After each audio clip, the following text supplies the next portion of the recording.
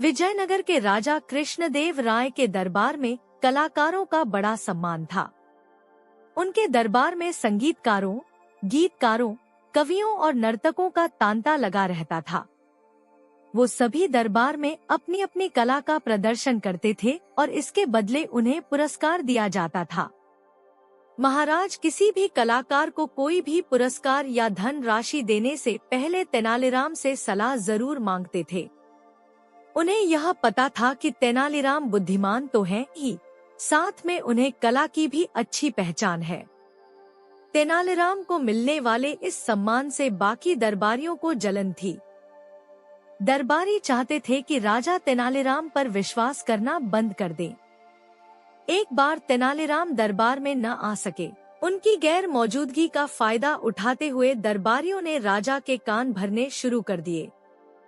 उन्होंने राजा से कहा, महाराज तेनालीराम बहुत बेईमान आदमी है।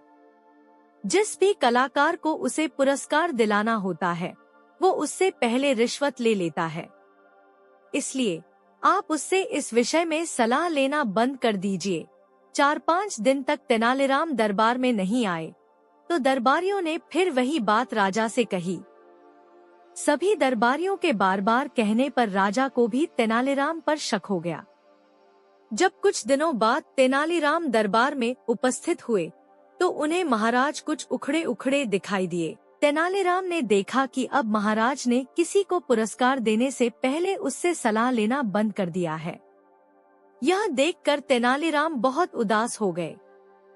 फिर एक दिन राजा के दरबार में एक गायन प्रतियोगिता का आयोजन किया गया।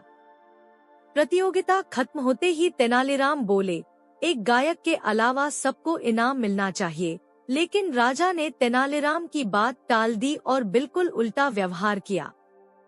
उन्होंने उस एक गायक को इनाम देकर बाकी सबको खाली हाथ लौटा दिया।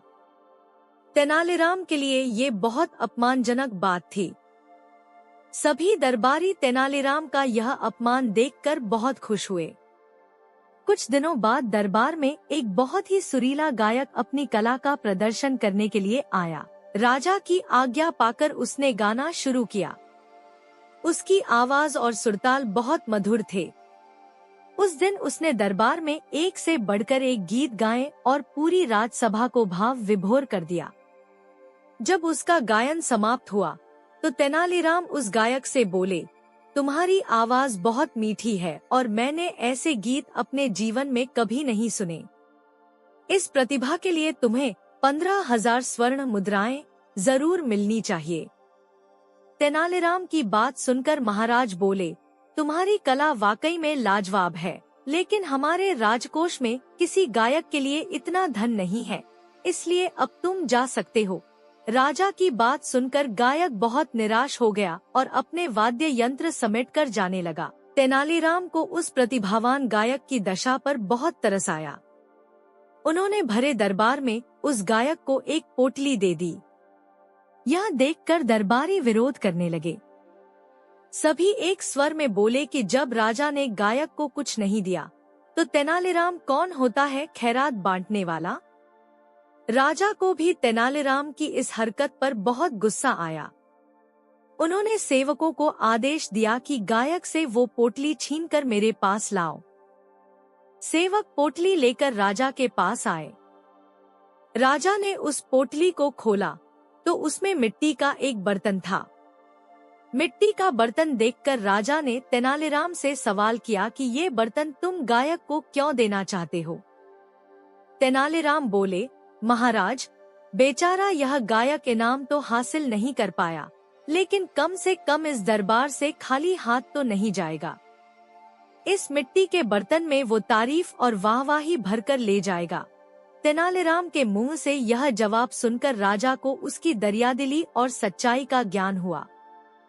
उनका गुस्सा गायब हो गया और राजा ने गायक को 15,000 स्वर्ण मुद्राएं इनाम में दे दी। इस तरह तेनालीराम ने अपनी सूझबूझ और ईमानदारी के बल पर राजा का विश्वास दोबारा हासिल कर लिया। वहीं तेनालीराम के विरोधी छोटा सा मुंह लेकर खड़े देखते रहे। कहानी से सीख। इस कहानी से हमें यही शिक्षा मिलती है कि सच की हमेशा जीत होती है और उसे अंत में सम्मान भी मिलता है।